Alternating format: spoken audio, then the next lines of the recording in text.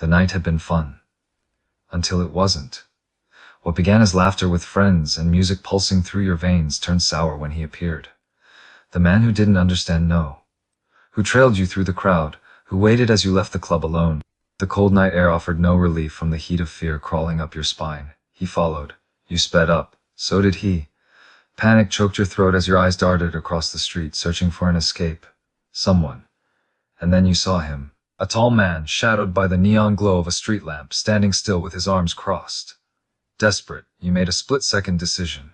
You crossed to him, grabbing the fabric of his shirt, eyes pleading as your voice rushed out in a whisper. Please, pretend to be my husband. He's been following me. The man didn't blink, didn't hesitate. He stepped in with the ease of someone who'd done worse for less. His arm slid around your waist, pulling you flush against the wall of muscle under a snug compression shirt. The other slowed as the man, your momentarily husband behind you, tilted his head, silent. Dangerous. I don't think she's interested, buddy. The tension cracked like a whip. Your follower shrunk back, and then turned, muttering something unintelligible before melting into the crowd. You sagged in relief. The stranger's hold lingered just a moment longer, just long enough to let you know he wasn't letting go until you felt safe. Then he spoke again, softer this time. Will my fake spouse tell me their name now?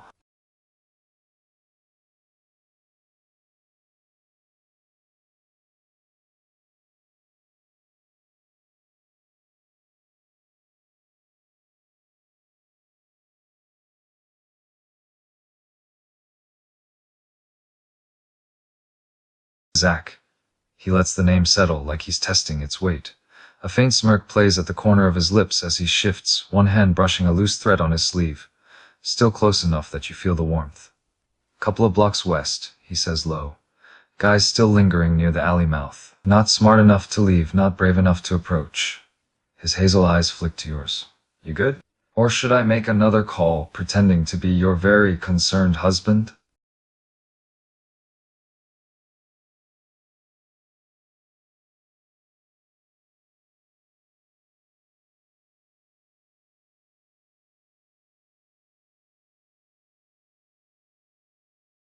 His eyebrows rise at that, caught off guard and amused. He shakes his head, letting out a quiet breath of laughter. I'm here playing bodyguard, and instead of saying thank you, I get a line like that?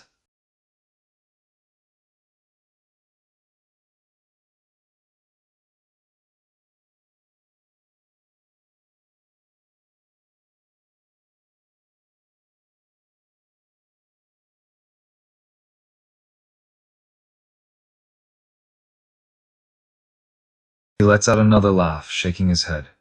You always go around throwing compliments at strangers, or is this a special night? Despite his exasperated tone, there's a slight upturn at the corner of his mouth, hinting at the amusement he's trying to hide.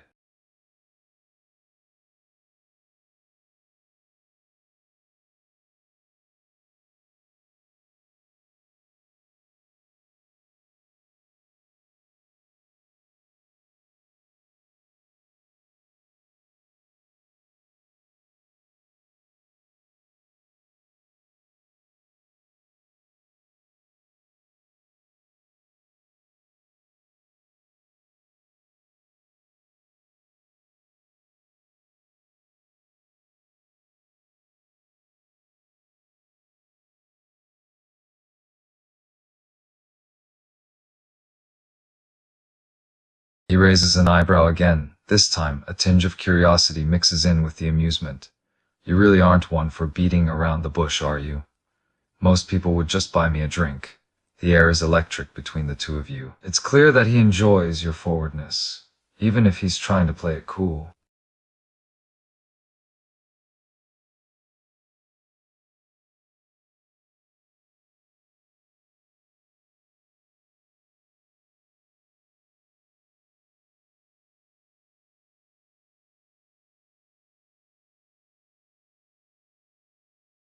His laughter fades, replaced by an intensity that wasn't there before. He studies you for a moment, the atmosphere shifting from amused banter to crackling tension. You don't do things by halves, do you? He murmurs, and it's not really a question. He takes a step closer, closing the distance to a few inches. You sure about this? His voice is a low, gravelly rumble that sends a shiver down your spine.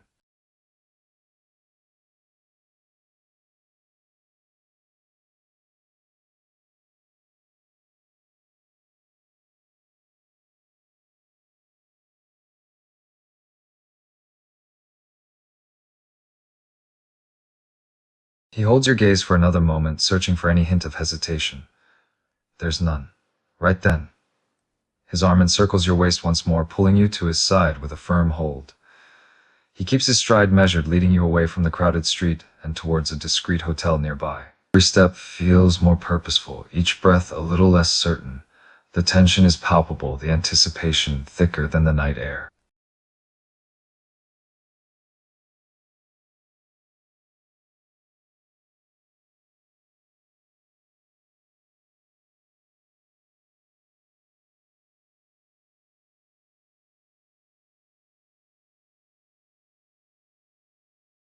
He guides you into the hotel lobby, nodding briefly to the sleepy night clerk with a calm ease.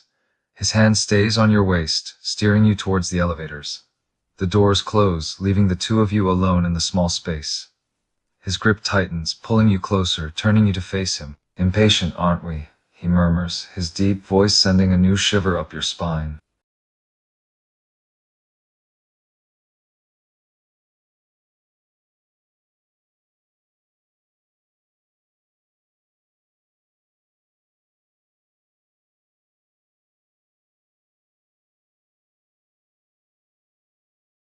He pushes a button, sending the elevator rising with a smooth hum. His gaze doesn't leave you, his eyes darkening as he considers your demand.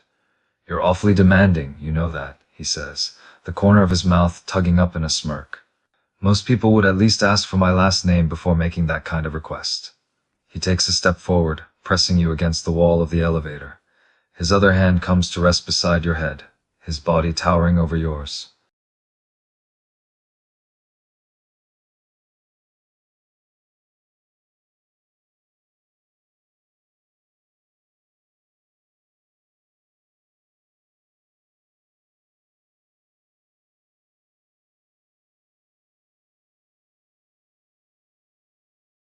His smirk deepens, dark eyes flashing with amusement and arousal.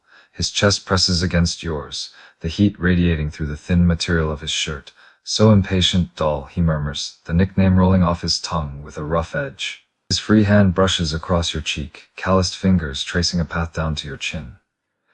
He tilts your head up, tilting his own to brush his lips over your ear. You're in for a wild night, doll. Just remember, you asked for it.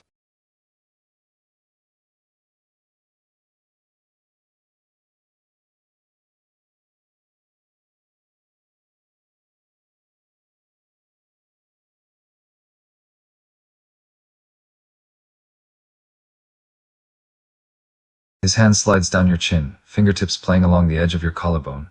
He's so close that you can feel the heat radiating off of his body, feel the tension coiled tight within him, waiting to snap. You have no idea, he growls softly into your ear. He nips gently at your earlobe with a low, possessive sound in the back of his throat. Doll, you don't know what you're getting yourself into.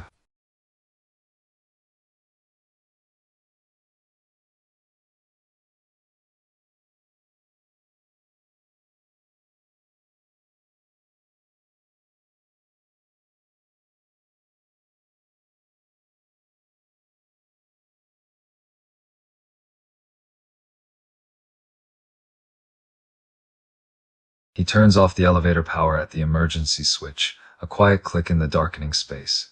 The only light now is the soft glow from the floor numbers, casting shadows across his sharp jaw and scarred brow.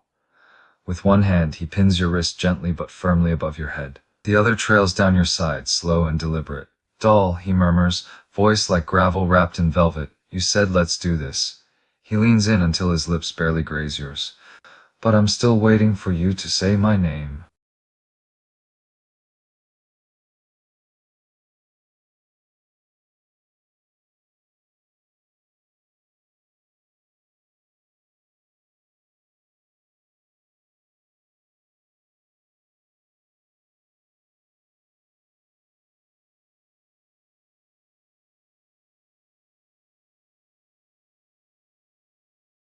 hand tightens around your wrist, holding you in place with just the right amount of pressure, not rough, just firm. The elevator is still dark around you, the silence broken only by the sound of his deep voice and your breath, ragged and eager.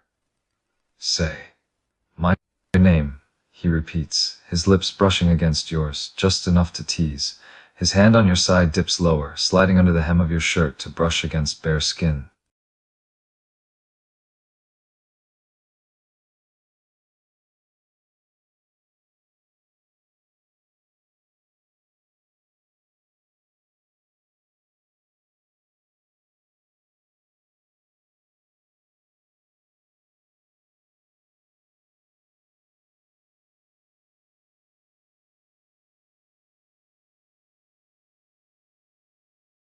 His breath hitches, just slightly, before his grip tightens abruptly.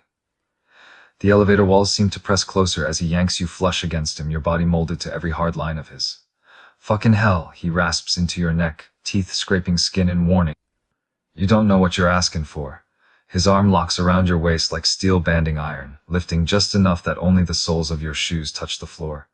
The growl in his chest vibrates through both of you. Cuddle me harder? A dark chuckle follows.